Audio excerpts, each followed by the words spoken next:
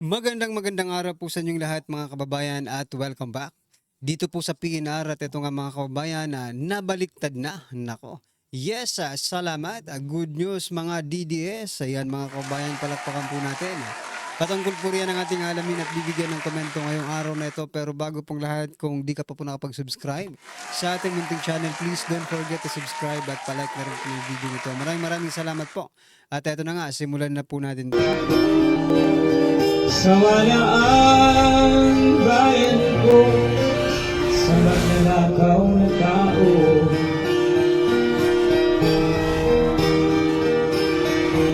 So yan mga kababayan, bago po natin i-play ang video ito, pasadahan po muna natin yung mga nagtitrending na mga balita dito po sa mundo ng social media at unahin na nga po natin itong si President Bongbong Marcos Jr.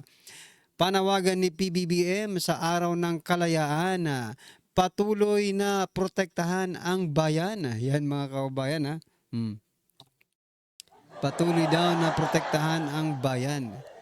Sa bagay, no? Simula po ng paano ba maprotektahan ang bayan, no? Maliban po sa pakikipaglaban sa mga kaaway ng ating lipunan, di ba? Hmm. Siguro ko mapoprotektahan po ang ating bayan kung eto opinyon ko lang po ito mga kabayan pero maaaring effective na protektahan ang bayan kung masisecured ang buhay ng bawat isang Pilipino. Hindi lang po ang pagprotekta ng bayan ay patungkol po sa pakikipaglaban dito sa mga masasamang elemento ng ating bansa, but also to secure no food security at yung kalayaan ng bawat isang Pilipino, yung damdamin na parang ikaw ay isang malaya kahit na ikaw ay naglalakad anong oras man ng araw, ikaw ay maglakad sa kalye, ay ikaw ay makakaramdam ng kalayaan, no? At yun po mga kababayan ang naramdaman natin sa panahon po ni former President Duterte. Pero ngayon mga kababayan, ewan ko lang hindi ko alam, no? Sa iba, pero para sa akin po, bumalik na naman po yung pakiramdam na parang hindi ka safe maglakad sa kalsada, di ba? Sa pag-uwi mo galing sa trabaho, pag-uwi mo galing sa school, pag-uwi mo, no, kung saan ka manggaling parang kung ikaw ay nagko-commute lang, wala kang sasakyan, kahit ngayong may mga sasakyan, hindi pa rin safe mga kababayan sa panahon ngayon. Alright? Sabi po ni President Bongbong Marcos Jr., protektahan ang bayan. Kaya naman pala itong si General Torre mga kababayan, mayroon pong 5-minute response time frame, di ba? Ay sana po matupad ninyo 'yan at abangan po natin 'yan, okay? Ito naman po ang sabi, no, ni Teo Moreno, isa pong DDS vlogger, mga kababayan. Sabi niya po dito, we are not truly an independent country when we allow foreign entities to meddle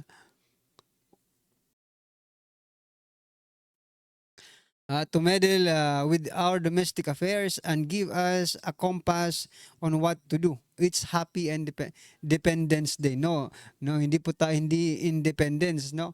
Ang kanyang sinabi kung di Dependence Day, mga sa bagay, no?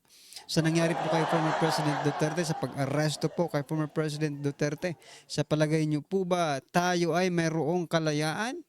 Ha? Diyan pa lang mga kababayan ay makikita na po natin na mukhang mas ramdam na we are dependent, no?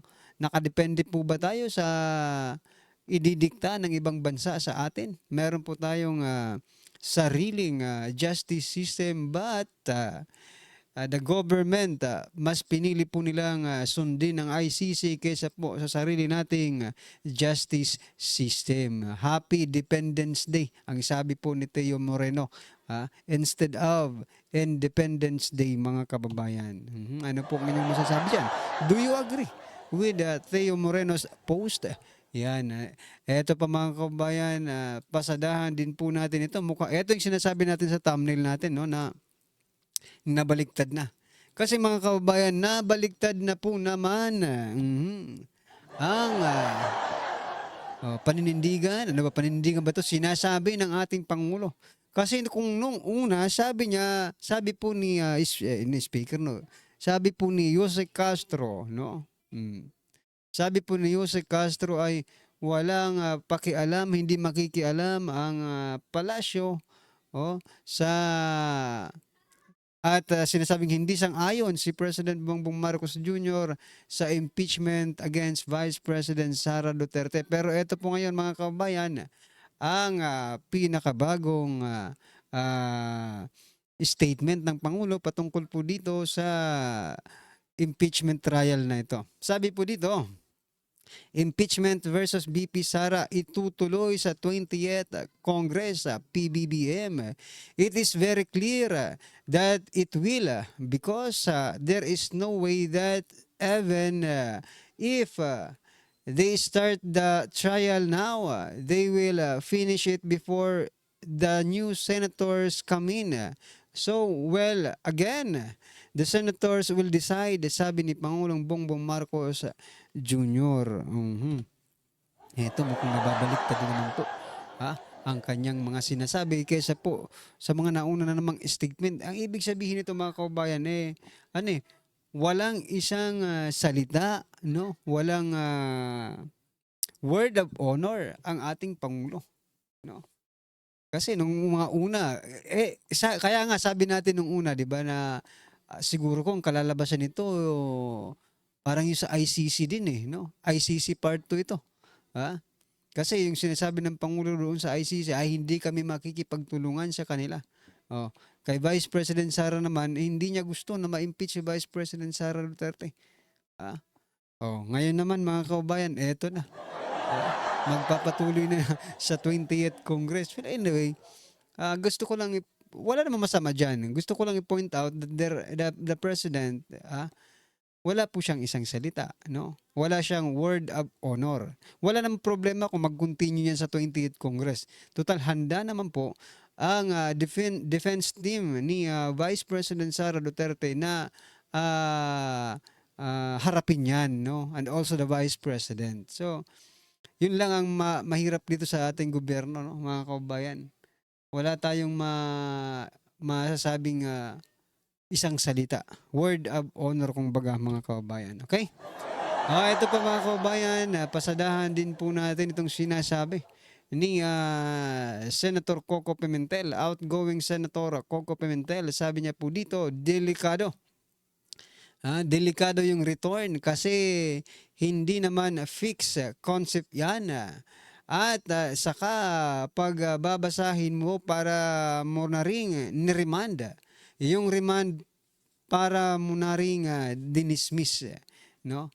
Pero sa totoo mga kababayan, sabi po ni Speaker, ni Senate President Chis Escudero, there is no dismissal, binalik lang sa kanila sa House of Representatives. Sabi niya dito, nagulat ako sa dami nila. Ikinagulat ni Senator Coco Pimentel ang dami ng suporta sa motion ni Senator Alan Peter Cayetano na ibalik sa Kamara ang articles of impeachment laban kay Vice President Sara Duterte sa Kamara. Nang mag-convene ang Senado bilang impeachment court. Yan mga kababayan. Akala ko nakikinig yung aking mga kasamahan sa akin and they appreciate my argument. Ayon kay Pimentel sa panayam ng programa ni Sir Ted Filon. So yan mga kabayan, nabudol ka ng mga kasamahan mo. Akala mo kasi kung sino ka. Sino ka ba para pakinggan kanila? Di ba? Sino ka para pakinggan kanila? May sarili-sarili po kayong pag-iisip, no? Hindi dahil ikaw ang majority ba ito or minority? Minority di ba? Leader diyan. Ikaw na ang hawak mo na sila. Ngayon lang tayo naka-witness mga kabayan ng minority leader na Senate minority leader na tinaliwas ng ibang kasamahan niya, di ba? Anyway, ganun talaga ang politika, Coco Pimentel. Minsan talaga, alam nila kung sino ang malakas, di ba? Kaya itong mga 18 senators, alam po nila kung sino ang malakas, no? kung sino ang karapat-dapat. Yan mga kababayan. Ano po ang inyong komento dyan? I-comment nyo na lang po at eto. Pasadahan din po natin itong si Father Flavi Villanueva. Eto parang gusto ko nang, ayaw ko nang magano. Well anyway, ito basahin ko muna sa inyo. Baka sakaling kayo din no, magbago ang isip nyo. Oh. Sabi po dito, ang mga taong humusga, yung 18 senators, ang mga taong humusga, 18 senador ang mga hudas na mukhang alagad, ngunit sa kanilang mga kilos ay balasubas. Sila ang mga Pilato, no? Sila ang mga Pilato na may kapangyarihan bilang hari sa saligang batas, ngunit ginamit ang poder, naghugas ng kamay upang imbis na hari ng katotohanan ang bigyan, kaya laya, pinili ng ang kamatayan at si Barabas. Nako po mga kababayan. Masyado niyo na pong masyado niyo na pong ginugulo ang isip ng bawat Pilipino nitong si Father Villanueva, no? Masyado niyo pong kung kayo po ay magtuturo, no, ng mga salita ng Diyos, dapat it is doon kami sa simbahan, di ba? Sabihin niyo po doon that hindi po ito it is not about politics kasi nakakasuka. Isang pare ang magsasabi nito. 18 senador daw ang mga hudas. Iyan ang paniniwala ninyo, no? Sana, no, you are not hubarin niyo po yung inyong mga sutana ba ang tawag diyan? If you're going to talk about politics, please remove yung mga kasuotan ninyo, yung mga uniform ninyo. Kasi nakikita po ng ibang mga Katoliko, no, which are against sa sinasabi mo na yung 18 senador ay mga hudas. Well, para sa amin po hindi po sila hudas. Katoliko po kami pero para sa amin. Huwag niyo pong generalize. If that is your own opinion, please remove your sutana, di ba? Para masasabi natin na okay, hindi nagsasalita siya base sa kanyang opinion, no? It is not part of the religion perception, di ba? Ang hirap dito mga kababayan, no? Sa bagay, lahat naman po tayo ay may kanya-kanyang opinion at wala pong pwedeng makapagpigil sa atin para ilabas po ang ating nararamdaman sa gobyerno. Yun nga lang mga kababayan, ang problema dito because there is a separation of religion or church and the state. No, kapag pinaghalo mo yan, rambulan na ito, mga kababayan. Marami na ang mga, gaya nito ngayon, di ba? Medyo magulo. Ginugulo nila eh. Sila ang magulo, pero para sa atin, we are nasa tama tayo, mga kababayan. Yung 18 senador na tinawag ni Father Flavi Villanueva ng mga hudas, para sa amin po, sila po ay mga anghel. Sila po ay mga anghel na hulog sa langit at ipinatupad lamang ang magandang gawain, no, mga kababayan.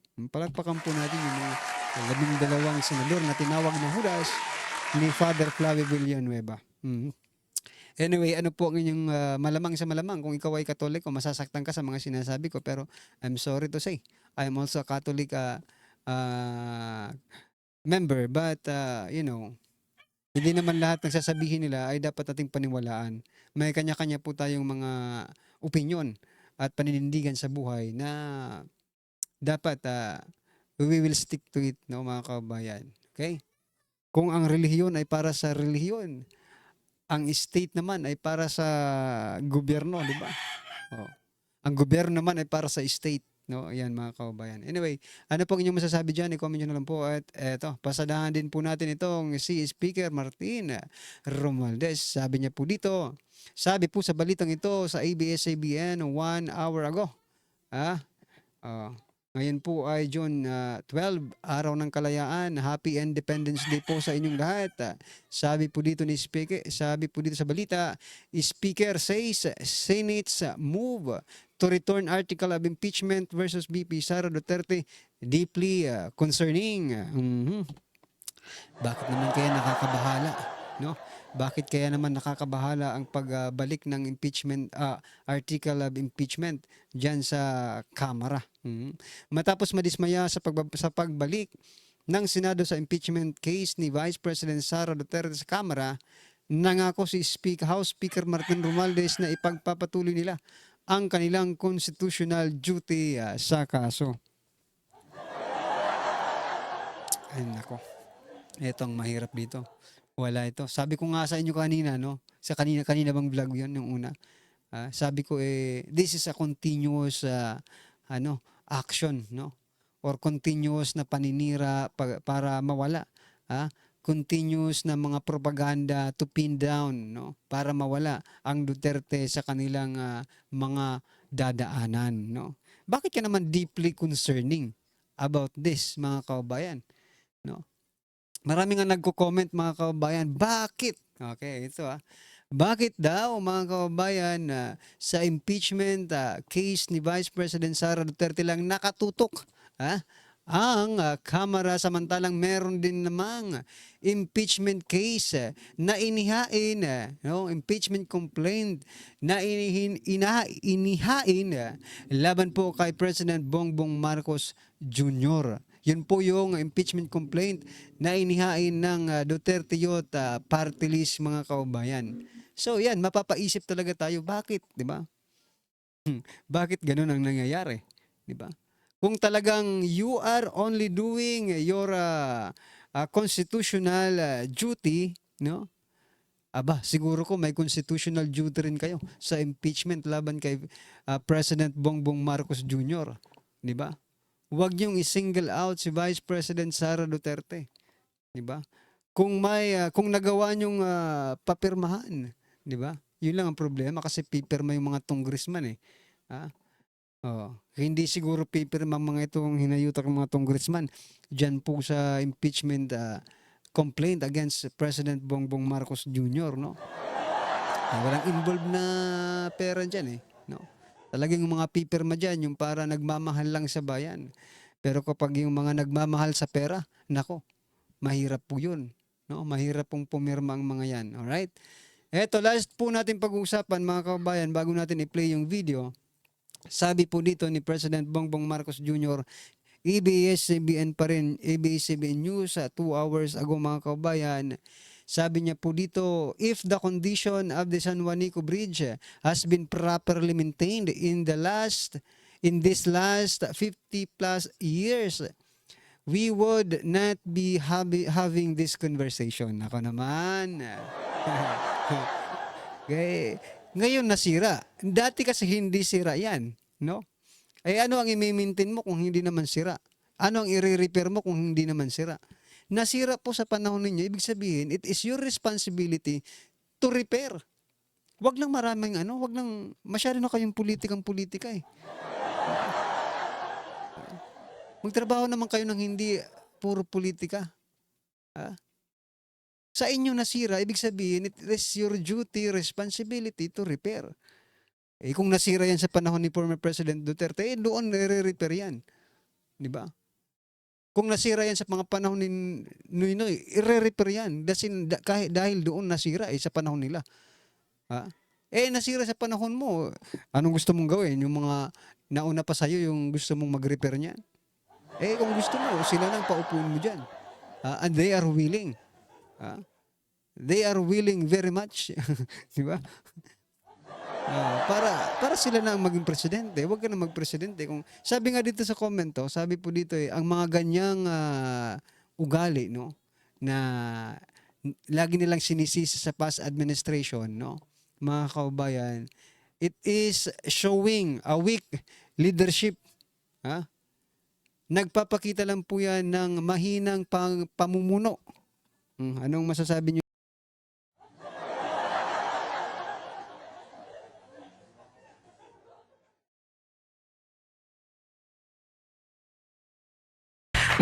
Magandang araw po sa inyo lahat. Ako po si Banat Bay at napakaganda nga naman ng araw. Bakit? Kanyo?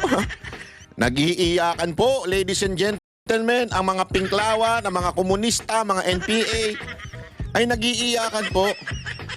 Dahil nga po sa nangyari sa Senado na kung saan pinababalik o sinoli at kinancel. Kakaya. Kakaya. Anak ng... Alam nyo mga kababayan, talaga nga namang this is sabi nga, karma, ika nga. Ayoko kasing gamitin yung salitang karma, pero ganun natin eh. Pero bago po mangyari ang mga ganyang klaseng usapan, ulitin lang po natin mga kababayan, baka naman pwede mag-subscribe na po kayo kasi sa mga nanonood, 52% hindi nakasubscribe. Pero alam nyo nakita ko yung statistics medyo umaangat na po ito. Marami na po ang nanonood na nakasubscribe. Pero kung maaari pa, yung iba pa, yung remaining na nanonood, baka naman pwede tayo mag-subscribe. Okay. Ito na nga, pag-usapan na po natin. Bakit kanyo? Bakit ko nasasabing karma? Kasi alam nyo, ang problema kasi ganito. Kanila pong pinaspas, kanila pong hindi pinadaan sa tamang paraan. Hindi po nila ginawa yung due process na tinatawag na supposedly sana tinalakay yung first impeachment, second. Kasi alam mo kung bakit? Ang ginawa nila, nag-antay sila, wala kasi silang sapat na ebidensya o maayos na, alam mo yon, maayos na kaso, ika nga, para ipatanggal si VP Sara Duterte. Siguro, nung nakita yung unang impeachment, ampaw to. Dagdagan niyo yan. Second impeachment, ampaw na naman. Kulang pa yan. Third impeachment, naku po, ampaw pa lalo. Sabi, fourth impeachment, ayan na. Ito, okay na to. Ngayon, biglang doon na kagad, which is bawal po yun. Bakit? Kasi ang mangyayari nga po dyan, parang yung sinasabi nilang fishing na yan, yung nangingisda. Bakit kanyo? Kasi ang mangyayari, ganun na lang lagi ang gagawin. Tatanggap ng 10, 50 impeachment complaint, tapos maghahanap ng kaso. Yun nga yung sinasabing parang nagpipishing naghahanap ka lang ng kaso, kahit wala naman talagang kaso. Diba? Tapos, sasampahan mo ngayon, pag-iipon-ipunin mo, tapos tsaka mo isasubmit sa Speaker of the House. Na which is mali. Diba? Yun yung sinasabing merong provision sa ating konstitusyon na immediately. Gigil na gigil sila dun sa forthwith. Isipin nyo ito yung kanilang ginagamit pa ulit sa Senado na forthwith, dapat talakayin na, simulan na. Nabuisit yung mga senador. Gago! Forthwith pala, mga animal kayo kinukulit nyo kami. Siguro gano'n na nangyari, di ba? Ang ina nyo. Forthwith Okay. Ito ang forthwith nyo. Di ba sabi sa konstitusyon, immediately, pag natanggap ng Secretary General ng Kamara, immediately papasa sa Speaker. Bakit inantay nyo hanggang fourth impeachment? Correct mga kababayan, no? Kung sila immediately sa Senado, ganun na lang. Pero sila, tinenga muna nila ng ilang buwan, di ba? Doon sa Kamara, yung first impeachment, at saka yung iba pa. Di ba? Ano pong inyong masasabi dyan mga kabayan? Comment nyo lang po. At maraming salamat po. Please don't forget to like the video. Maraming salamat po. Sawa na ang bayan ko sa magnanakaw na tao.